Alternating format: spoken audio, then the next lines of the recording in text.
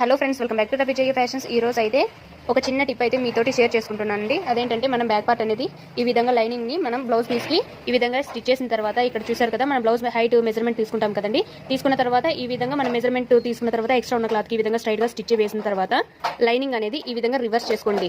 మనకు ఈ blouse original piece మీద కుట్టు పడకూడదు అనుకుంటే లోపల మనము 1/2 ఇంచ్ ఈ విధంగా ఖర్చు భాగం ఉంటుంది కదా, ఇది ఈ విధంగా లైనింగ్ పైకి ఇలా హోల్డ్ చేసేసిన తర్వాత దీనిపైన అయితే మనము స్టిచ్ అయితే వేసుకోవచ్చండి. ఇలా వేసుకోవడం వల్ల ఏంటంటే మనకి బ్లౌజ్ ఒరిజినల్ పీస్ మీద మనకి స్టిచ్చింగ్ అయితే కుట్టు అయితే కనపడదు అన్నమాట, లైనింగ్ పైన మాత్రమే కనపడుతుందండి. ఒకవేళ మనకి ఈ బ్లౌజ్ పైన కూడా లైనింగ్ పైన అలాగే బ్లౌజ్ ఒరిజినల్ పీస్ మీద కూడా కుట్టు కనపడినా పర్లేదు అనుకుంటే ఇలా నార్మల్ గానే స్టిచ్ అయితే వేసుకోవచ్చు. ఇక్కడైతే నేను ఇప్పుడు ఒక స్టిచ్ అయితే వేసి చూపిస్తాను చూడండి. ఇలా అన్నమాట, ఇలా స్టిచ్ వేయడం వల్ల మనకి ఈజీగా అయితే ఇలా తిరిగిపోతుందండి.